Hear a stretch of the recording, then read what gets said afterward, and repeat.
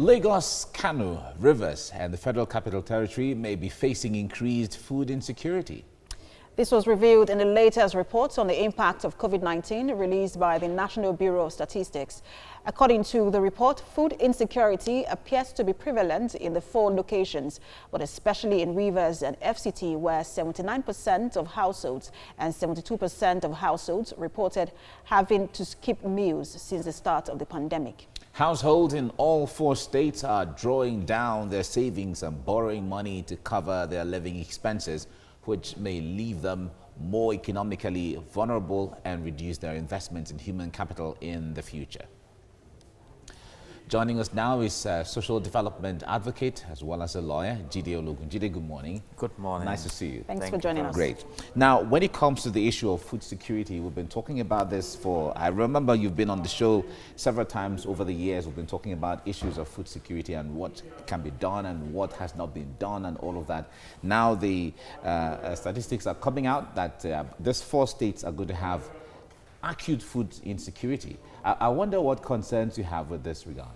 You know, it's been tied to COVID-19, but I believe that even before COVID-19, there were indications in that direction. Okay.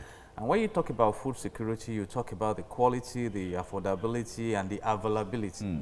And now from what we saw now, the food may be available, but what about the purchasing power of the people, which is a factor of poverty also?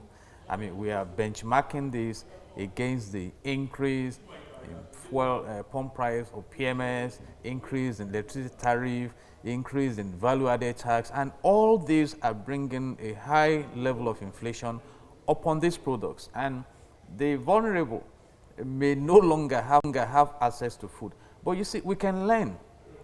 We are in a global environment. When you talk about food security, Ireland takes the lead. I mean, in the recent analysis done, because they keep improving. America is doing well, but it's been stagnant for a while. So, and now let's engage further on this. When you talk about production, we may be producing, but what about preservation? Do we process what we produce? If you go to Mile 12 market now, you see that quite a chunk of what is brought into Lagos for business, they are wasted there.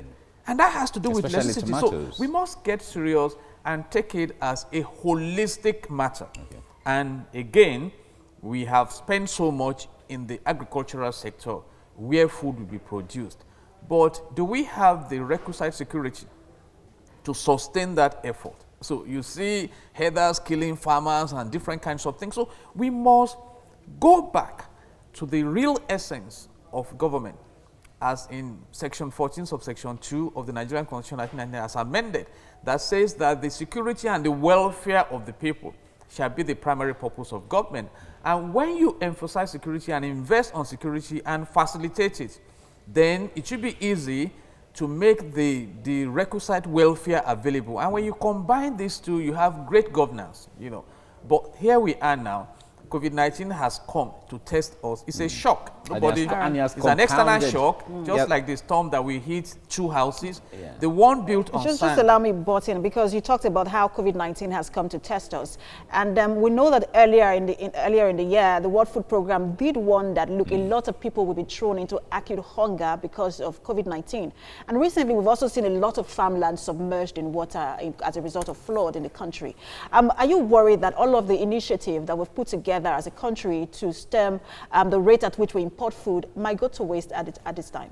You see, you need to prepare yourself, and that is the essence of forecast. How many times have we spoken about dredging the River Niger? Have we done that? Floods will come. You see, and we are talking about inflation here now. It's not that people don't want to eat, but they have a lot of things bothering them.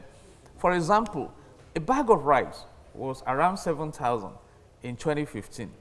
I went to the market recently as a researcher. It's about 28,000 naira. Yeah. Talking about foreign rice. The local rice is about 21,000 naira. And that is even if they are available.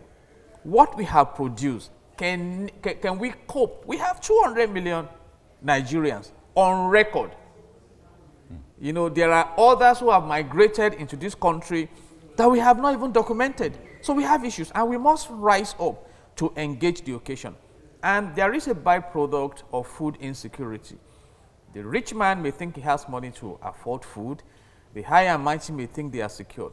But the rising level of crime is a threat to both the rich and the poor. And the earlier we contain this, the better. But I still believe that by virtue of resources, we are blessed in this nation. Yeah, we've often talked about the issue of the potentials we have as a country, whether it is in mineral resources or it's in human capital and all of that. But all of that translating into the prosperity for Nigeria is what we've not really seen in that regard, especially translating all of those potentials into prosperity. But the point there is, are you seeing signs that there is some level of deliberateness in trying to turn this around? I made reference to two factors now. Security. Okay. And from what I am discovering by research, it's in the news now that the president told President Donald Trump that the battles between herders and farmers is not about religion or Christianity, it's about culture. So the culture that drives our business is adversarial in nature, not collaborative. Because if you must kill to drive your business, if you must overrun other businesses for yours to prosper, you are endangering the society. So we must come to the point where we find out. Great countries of the world, they have several sectors in the economy, and they are thriving. How are they coping? I've said it. India has more cows than the population of Nigeria. You go and check Zimbabwe. Check how businesses are done across the world. And you replicate it. So in terms of what we can do, we know. But in terms of finding that uniting factor that will make us to accommodate each other and not be competing unnecessarily and dangerously too, because the danger, the killings, the Sultan of Sokoto brilliantly, with due respect, said it is madness. So we have no excuse for it. We have abundance of provisions and potentials, like you mentioned, in this country. So how do we harness? How does it not bother you that we have cocoa? Where is chocolate produced? Yeah. You talk about Switzerland and other countries that don't even have cocoa. We have crude oil. We refine in other countries, generate wealth for them, generate employment. So all of those have to change. Exactly, and make sure we develop local capacity and maximize our resources resourcefully. All right.